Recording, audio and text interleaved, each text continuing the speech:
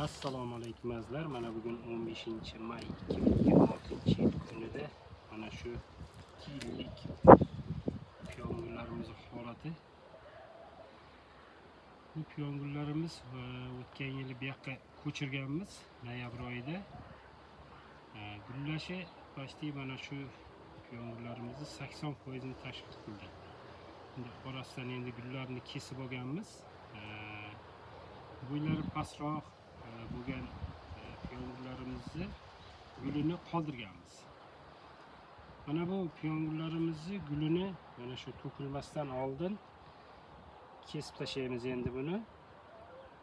Shu bir 2 kun ichida mana shunda piyongul ildizlari yaxshi rivojlanadi. Kelasi yil uchun yanada bundan-da bir chiroyli bo'lib ochilishga erishib olamiz azizlar. Azizlar, endi bu piyongullarimiz bizlar endi gulchilar tilida aytganda местный, eskitdan kelayotgan piyongullarimiz turiga kiradi. Keyin piyongullar orasida endi oxirida ochiladi.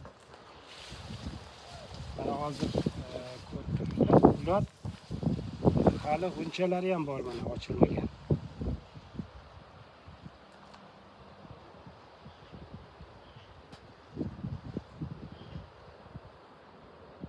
Azizlar, yana bir mana shu pushti piyongullarimiz to'g'risida muhim ma'lumot aytib ketamiz.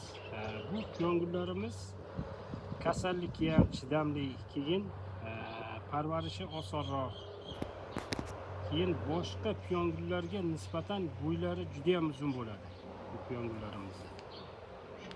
Agar yaxshi qaralsa 1 metrdan oshiq bo'ladi piyongullar.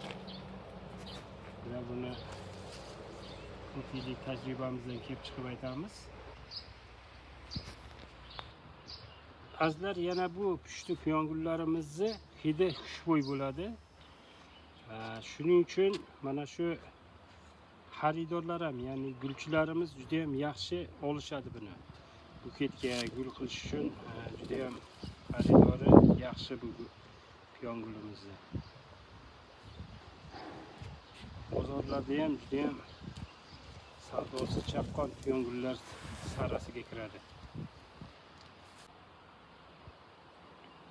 Azizlar, mana shu bergan ma'lumotlarimiz sizlarga qiziq bo'lsa, bundan-da qiziq ma'lumotlarga ega bo'lmoqchi bo'lsangiz, bizlarni mana shu YouTube kanalimizga a'zo bo'ling va ko'pchilikka tarqalishi uchun like tugmachalarini bosib qo'yishni unutmang. E'tiboringiz uchun rahmat, salomat bo'ling.